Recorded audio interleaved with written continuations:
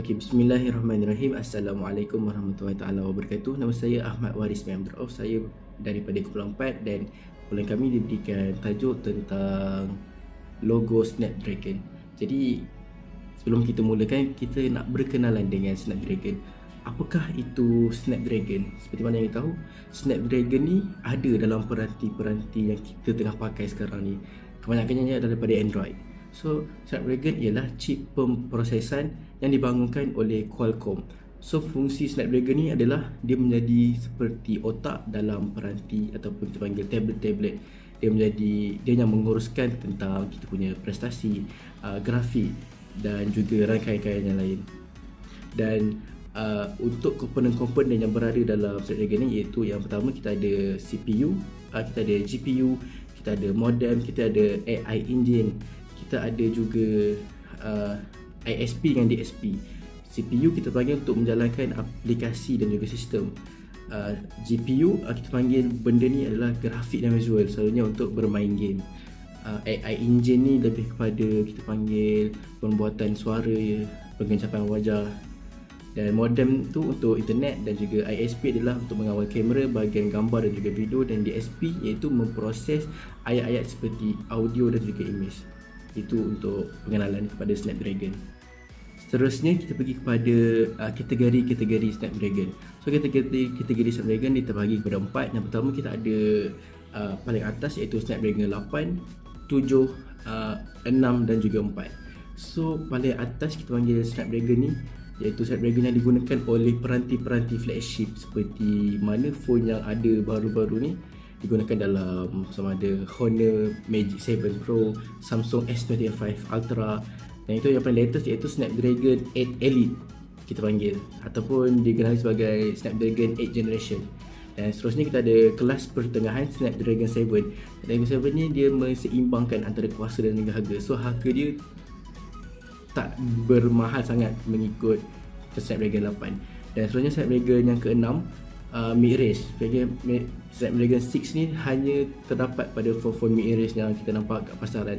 So apa kita nak beza flagship dengan mid-range? Flagship dengan mid-range ni adalah, flagship ni adalah high spec untuk sebuah jenama branding, dan letakkan Snapdragon 8 tu dekat high spec punya phone. Manakala untuk yang mid-range ni diletakkan handphone kelas pertengahan, handphone yang di mana semua orang mampu beli. Harga dia tak terlalu mahal macam harga flagship. Dan untuk yang terakhir Snapdragon 4. Snapdragon 4 ni untuk telefon-telefon yang bajet lah, untuk lebih kita yang murah, jimat asas. Jadi apa kelebihan Snapdragon ni? Jadi kelebihan Snapdragon ni adalah yang pertama, bila kita guna, kita dapat rasa benda tu cepat dan lancar. Dan grafik, media, semua permainan kita main smooth. Macam seperti yang saya guna sekarang pun, saya tengah menggunakan peranti yang menggunakan Snapdragon. So apa-apa yang memerlukan pemprosesan, bermain game, semua adalah lancar dan menggunakan sambungan pantas melalui teknologi 5G yang menggunakan cekap. So bateri yang ada kat Snapdragon ni mostly adalah bateri yang tahan lama. Dan kalau pasal semua yang saya cakap digunakan oleh jenama-jenama popular seperti Samsung, Xiaomi, Huawei dengan Honor. Dan kita teruskan lagi kepada sejarah penubuhan Qualcomm ni. So matlamat awal penubuhan Qualcomm ni adalah fokus dia yang pertama iaitu menjadi penundingan teknologi komunikasi dan penyelidikan sistem komunikasi secara wireless. Dan syarikat diorang ni bermula dengan model yang kecil, dan pejabat diorang pun sederhana dekat San Diego, California, Amerika Syarikat. Dan pada tahun 1989 diorang memperkenalkan teknologi CDMA, iaitu apa? CDMA adalah Code Division Multiple Access, iaitu satu inovasi besar dalam dunia berkomunikasi. Dan CDMA ni dia menjadi asas kepada rangkaian 3G, rangkaian yang pada awal-awal tu sebelum wujudnya 5G dan juga 4G. Dan pada tahun 1990-an, Qualcomm juga mula menjual chip dan peralatan komunikasi kepada syarikat-syarikat telekomunikasi. Dan daripada situlah Snapdragon ataupun Qualcomm ni diorang mula dikenali oleh syarikat-syarikat yang membuat peranti-peranti seperti telekomunikasi ni. Dan pada tahun 2007 barulah munculnya kita panggil satu branding, iaitu jenama Snapdragon, iaitu jenama yang merupakan suatu chip untuk pemprosesan telefon pintar. Dan sebab itu kita dapat lihat sekarang memang dipakai oleh semua jenama-jenama branding yang lebih hebat, kerana diorang yakin dengan menggunakan Snapdragon diorang dapat menarik lebih banyak pembeli. Jadi itu saja sejarah daripada sejarah Snapdragon. Terima kasih.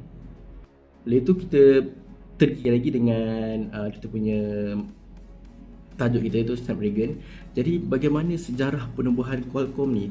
So sejarah dia adalah Qualcomm ni ditubuhkan pada tahun 1985 dan dia punya pengasas ada dua orang, iaitu Irwin Jacobs dan juga Andrew Viterbi.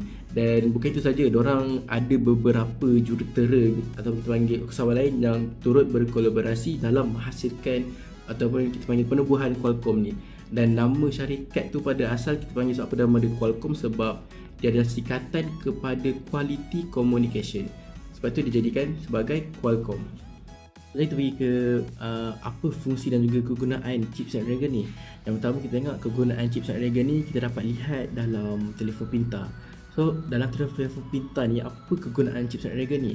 Dia memberikan kelancaran dalam penggunaan harian seperti kita nak tengok media sosial, kita nak mengambil gambar, kita nak bermain game dan juga kita nak menonton video. Dan dalam peranti AI ataupun IoT, apa fungsi Snapdragon ni adalah diorang digunakan sebagai peranti pintar seperti kamera keselamatan, pembesar suara pintar dan juga kenderaan yang automatik digunakan dalam tu. Dan dalam laptop dan juga tablet juga terdapat kita nak panggil Snapdragon ni. So dalam laptop dan juga tablet ya, kita dapat lihat beberapa ciri Snapdragon, macam kebarakannya laptop tablet jenama Xiaomi, tablet jenama Android kebanyakannya telah menggunakan Snapdragon sebab ia mampu menggunakan dalam keadaan prestasi tinggi dan juga tahan bateri. Lalu kita pergi kepada fungsi dan juga kegunaan chip Snapdragon. Yang pertama, macam mana seperti saya telah terangkan, kita ada CPU, GPU, modem dan juga itulah. Jadi pemprosesan yang pertama adalah CPU. CPU dia menjalani proses peranti seperti membuka aplikasi, kita melayani internet dan juga sebagainya. Dan daripada CPU tu juga kita dapat menentukan kecekapan juga prestasi kita punya peranti tu. Dan selanjutnya GPU ni dia mengendalikan dia orang punya daripada proses grafik dan juga visual seperti permainan video HD, video 4K yang sedang kita tengok sekarang dan antara muka-muka pengguna. Dan seterusnya kita ada modem ataupun Wi-Fi, iaitu modem dan sambungan rangkaian. Dan dengan adanya Snapdragon ni, dia mampu menyokong sambungan seperti 4G, LTE, 5G, Wi-Fi, Bluetooth dan juga sebagainya. Dan daripada situ chip Snapdragon juga dia mempunyai AI engine diorang yang tersendiri dalam ciri-ciri pengecaman wajah seperti kamera pintar, dan juga diorang ni boleh belajar sendiri. Evolusi logo reka bentuk grafik Snapdragon. Logo awal pada tahun 2007 sehingga 2018, identiti asas dan kuasa teknologi dengan menampilkan teks Snapdragon by Qualcomm, kemudian menggunakan simbol bulat merah menyerupai api, yang mana warna merah dan kelabu lambang kekuatan, kepantasan dan keteguhan. Reka bentuk ini fokus pada prestasi dan penubuhan identiti awal jenama. Seterusnya berlaku transformasi daripada tahun 2018 hingga 2020 dengan penyusunan semula identiti visual. Penjenamaan semula dengan font moden dan jelas, perkataan Qualcomm lebih menonjol bersama Snapdragon. Ikon api mula dipisahkan untuk keseimbangan grafik dan tipografi.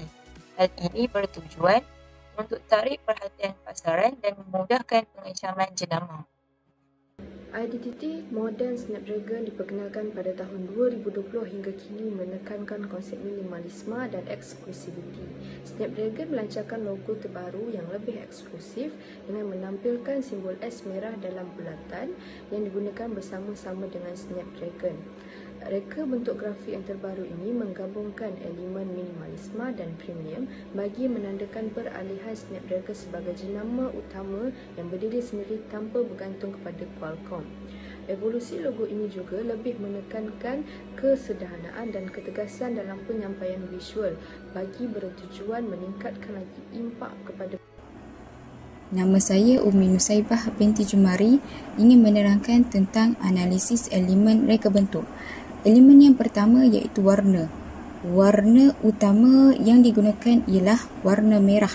Ianya melambangkan kepada 3 kunci iaitu kepada kuasa, power, kepantasan, speed dan keyakinan, confidence.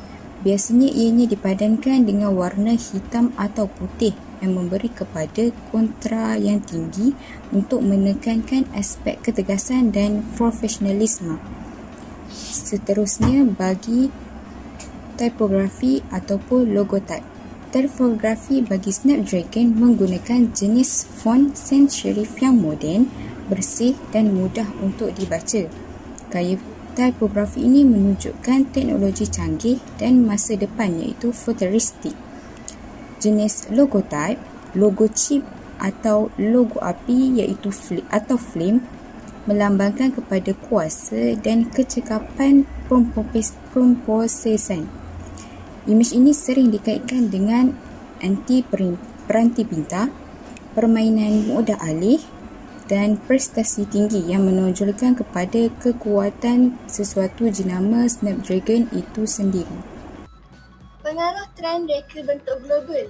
Trend yang mempengaruhi logo Snapdragon terbahagi kepada 2 bahagian. Pertama, flat design atau minimalism. Kedua, responsive design. Kita pergi yang pertama iaitu flat design atau minimalism. Antara cirinya ialah menggunakan elemen 2 dimensi, tidak mempunyai bayang atau kesan yang timbul pada logo. Warna merah digunakan secara dominan yang membawa maksud kuat, mencolok dan mudah diingati. Tiada elemen tambahan iaitu bebas daripada texture, refleksi atau realism. Dan logo ini kelihatan bersih, moden dan jelas.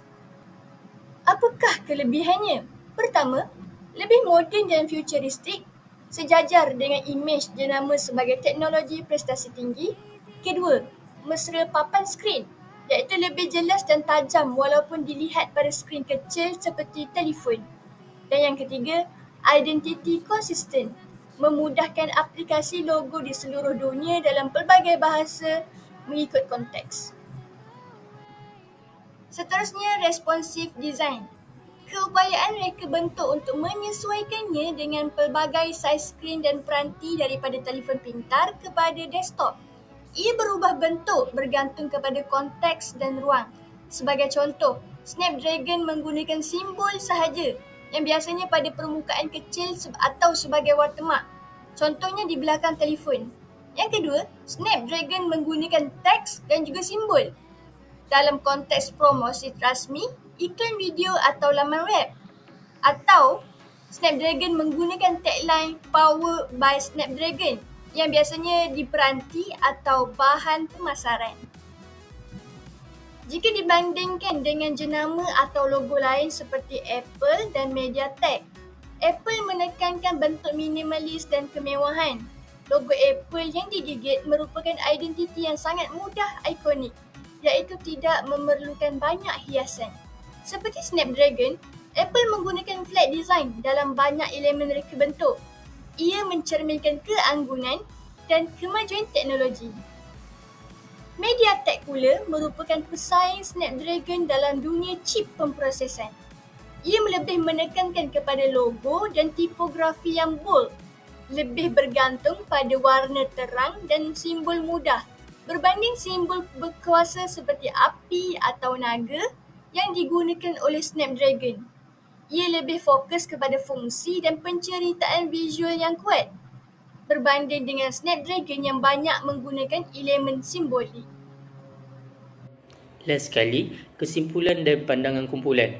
Rumusan evolusi pada 2007 hingga 2018, logo awal dengan simbol api merah dan teks Snapdragon by Qualcomm fokus pada prestasi dan kekuatan. Pada 2018 hingga 2020, reka bentuk moden Qualcomm lebih menonjol ikon api dipisahkan untuk keseimbangan visual.